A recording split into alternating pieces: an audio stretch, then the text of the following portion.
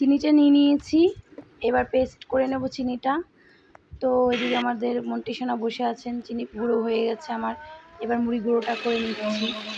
গুঁড়োটা করার পরে এগুলো মিশিয়ে নেবো একসঙ্গে। আমি দুপুরবেলা অবসর টাইমে এই কাজ করে থাকি। বাবুর ম্যাডামের জন্য চা করা হয়ে গেছে, মুড়ির গুঁড়োটা আমি কৌটোতে ঢুকিয়ে দিলাম। আমার অরিত্র সোনা ঘুমিয়ে পড়বে, তাই পা নিয়ে ঝোল দিচ্ছি। আর এদিকে বাবু সেলাই করার জন্য চেষ্টা করছে, পাট সেলাই করতে পারছে না বাবু, পুতুলটাকে ছিঁড়ে ফেলেছে ওর ভাই। তো চেষ্টা করে যাচ্ছে আমার বাবু সেলাই করার জন্য, কিছুতেই নাড়ি বুড়ি সেলাই হচ্ছে না।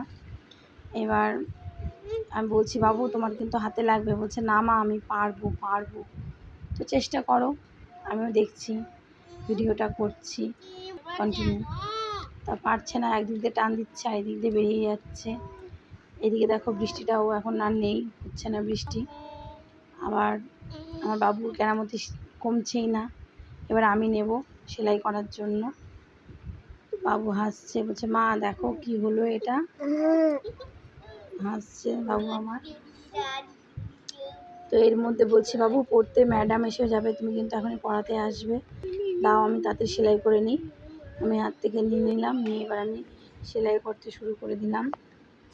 নাড়িগুলো সব পেটে ঢোকানোর চেষ্টা করছি। তো এই যে একটু অসুবিধা হচ্ছে, কারণ একই হাতে ক্যামেরা, তো তাই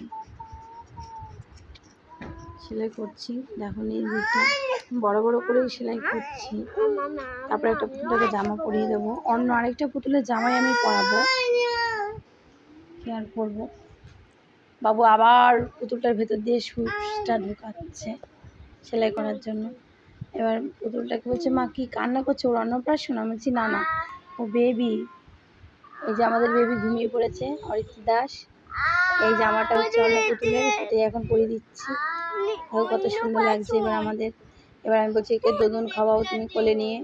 বাবু হাসছিল, বলছে মা ওর অন্নপ্রাশনের জামা? আমি বলছি, না এই দেখো দোদন খাচ্ছে। এবার আরেকটা ডগি ছিল, ওটাকেও সেলাই করে নিতে হবে, করে নয়তো অরিত্র সব ভেতর থেকে নাড়ি ভুড়ি বের করে দেবে এরও। এবার এটাকে সেলাই করবো আমরা।